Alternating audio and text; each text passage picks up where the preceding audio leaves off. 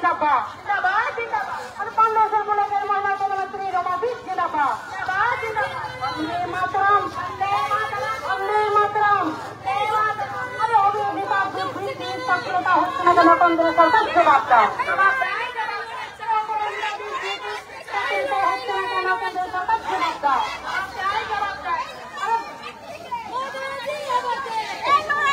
वंदे मातरम वंदे मातरम वंदे मातरम আর ব্যাপারে ভুলিয়ে যে কি বলছি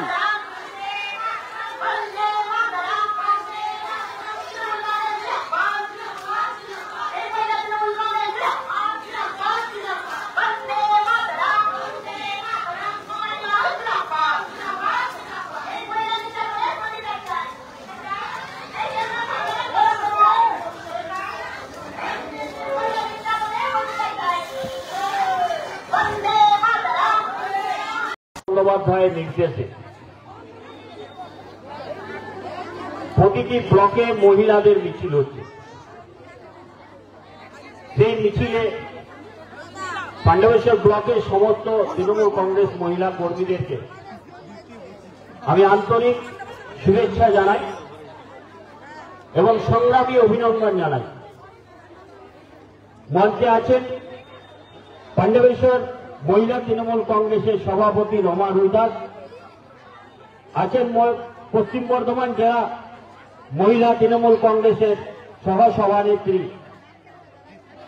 সুমিত্রা ভট্টাচার্য মহাশয়া, আমাদের আছেন পশ্চিম বর্ধমান জেলা পরিষদের সদস্যা সুনীতি মণ্ডল, এছাড়াও সমস্ত মহিলা তৃণমূল কংগ্রেসের নেতৃত্বরা উপস্থিত আছেন। আমরা যে মিছিলটা করলাম সারা পশ্চিমবাংলা জুড়ে এই মিছিল হচ্ছে, সেই উদ্দেশ্যটা হচ্ছে যে আমাদের অপরাজিতা বিলকে পাস করতে হবে। আপনারা সবাই জানেন যে আর্জিকরের ঘটনাতে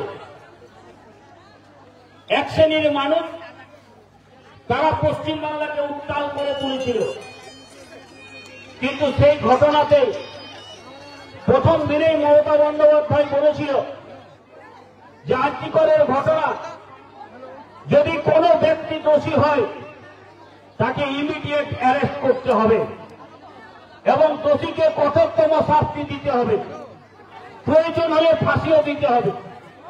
মমতা বন্দ্যোপাধ্যায় ঝাড়গ্রামের একটা মঞ্চ থেকে বলেছিলেন সেই দিনই।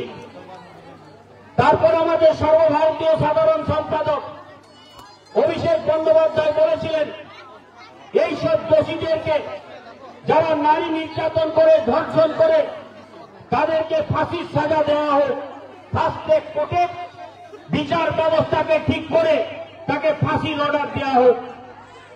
মমতা বন্দ্যোপাধ্যায় বলেছিলেন, অভিষেক বন্দ্যোপাধ্যায় বলেছিলেন, তবু কিন্তু বিজেপির নামক দল এবং সিপিএম এর কিছু অংশ তারা কিন্তু এইটা নিয়ে ফাট্টা তোলার চেষ্টা করেছিলেন। বন্দ্যোপাধ্যায় এক সপ্তাহ ওয়ার্নিং দিয়েছিলেন পশ্চিমবঙ্গ পুলিশকে, যদি এক সপ্তাহের মধ্যে না তার আমরা দোষীদেরকে ধরতে পারি তাহলে সিবিআই এর হাতে তুলে দেব। কিন্তু তার আগেই হাইকোর্টে পিটিশন করে সিবিআই কে ডেকে আনা হলো। আজ ধরুন 5 মাস হয়ে গেল, 5-6 মাস হয়ে গেল, সিবিআই কিন্তু কোনো কুল কিনারা খুঁজে পেলেন না। হাইকোর্ট উক্তি করেছেন প্রধান বিচারপতি যে পশ্চিমবাংলার পুলিশই যথেষ্ট যে কোনো অন্যায়ের বিচার করার জন্য এবং দোষীকে ধরার জন্য। বলেছেন সারা পশ্চিমবাংলার মানব, পশ্চিমবাংলার যারা পুলিশ আছেন তারা সবার থেকে উন্নত। হাইকোর্টের বিচারপতি বলছেন, তৃণমূল কংগ্রেসের নেতৃত্বরা কিন্তু বলছেন না। তবু মমতা বন্দ্যোপাধ্যায় বিধানসভায় দাঁড়িয়ে বলেছিলেন আমি অপরাজিতা বিল আনবো, যে কোনো মহিলার ধর্ষণ যদি হয় তার উপযুক্ত শাস্তি হবে এবং ফাস্ট ট্র্যাক কোর্ট তৈরি করা হোক, সেখানে ফাঁসির নির্দেশ দেওয়া হোক। বিল এনেছেন, বিল এনে রাজ্যপালকে সাইন করেছেন, তারপরে গেছে আমাদের মহামান্য রাষ্ট্রপতির কাছে, কিন্তু বিল এখনো আমাদের কাছে ফেরত এলো না যে এই বিলটা পশ্চিমবাংলায় চালু হবে। কেন হলো না জানেন? এই বিলটা যদি পশ্চিমবাংলায় চালু হয় অপরাজিতা বিল, তাহলে ভারতবর্ষের বিভিন্ন জেলায় বিভিন্ন রাজ্যে এই বিলকে প্রতিষ্ঠিত করতে হবে, যেহেতু রাষ্ট্রপতি তার অনুমতি দেবে। তাই বিজেপি গভর্নমেন্ট কিন্তু করতে পারবে না।